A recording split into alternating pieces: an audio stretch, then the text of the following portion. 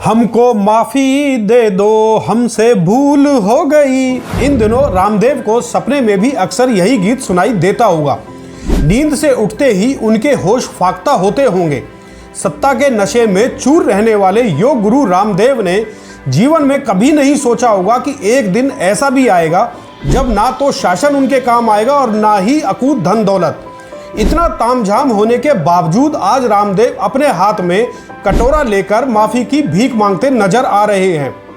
दोस्तों नमस्कार, मैं हूं संजय कपूर और आप देख रहे हैं सिटी मेल न्यूज। प्रधानमंत्री से लेकर गृह मंत्री और तमाम प्रदेशों की सरकारों को अपनी उंगली पर नचाने वाले रामदेव आज महज एक माफी के लिए मारे मारे फिर रहे हैं। लेकिन हैरत की बात है कि उन्हें माफी तक नहीं मिल रही। न्यायालय की एक फटकार ने रामदेव के सिर से सत्ता का नशा ऐसा उतारा है कि आज उनके चेहरे पर चिंता और डर की लकीरें साफ दिखाई देने लगी हैं। उन्हें ऐसा डर सता रहा है कि यदि थोड़ी सी भी देर हुई तो फिर उन्हें दिल्ली के सीएम अरविंद केजरीवाल के साथ तिहाड़ की चारदीवारी में रहना होगा। इसलिए रामदेव अपनी इज्जत, अहंकार, गुरूर और प्रतिष्ठा को भूलकर अखबारों में विज्ञापन देकर देश की जनता से हाथ जोड़कर माफी मांग रहे हैं। हालांकि आपको पता ही होगा कि आखिर ये समूचा मामला है क्या। रामदेव इन दोनों सुप्रीम कोर्ट की कड़ी फटकार और सख्त रवैये को लेकर पसीने से तरबतर घूम रहे हैं। रामदेव ही नहीं बल्कि उनके पार्टनर और पतंजलि के सर्वे सर्वा आचार्य बालकृष्ण की हालत भी खराब है। तो चलो आपको इस पूरे प्रकरण से अवगत कराते हैं।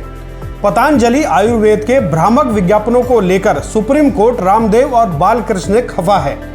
दरअसल रामदेव की कंपनी पतंजलि ने अखबारों और टीवी में अपनी दवाइयों को लेकर लोगों को गुमराह करने वाले विज्ञापन प्रकाशित करवाए थे। डॉक्टरों की सबसे बड़ी संस्था IMA ने सुप्रीम कोर्ट में पतंजलि के भ्रामक विज्ञापनों के खिलाफ याचिका दायर की, जिसमें कोरोना काल से लेकर तमाम बीमारियों के संदर्भ में विज्ञापन दिए गए थे।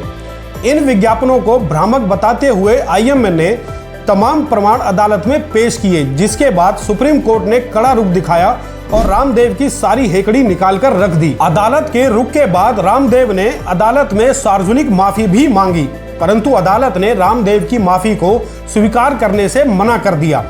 इसके बाद रामदेव की कंपनी पतंजलि ने 67 अखबारों में माफीनामा छपवाया और अदालत में प्रस्तुत किया, परंतु रामदेव के इस माफीनामे को भी अदालत ने शहर स्वीकार नहीं किया और रामदेव और आचार्य बालकृष्ण से तमाम जवाब तलब किए। अदालत ने इस माफीनामे पर सवाल खड़े करते हुए दोनों से पूछा कि क्या अखबारों में यह माफीनामा भी उतना बड़ा ही प्रकाशित करवाया गया है जितने बड़े भ्रामक प्रचार के विज्ञापन थे। अदालत ने ऐसे तमाम सवाल उठाए, जिनके बाद रामदेव और बालकृष्ण की बोलती बंद हो गई और दोनों की हालत पतली हो गई।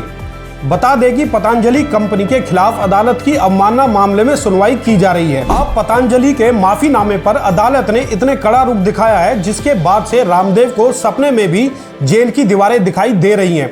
अब इस मामले की सुनवाई 30 अप्रैल को होगी और दोनों को अदालत में व्यक्तिगत हाजिर होने का आदेश दिया गया है।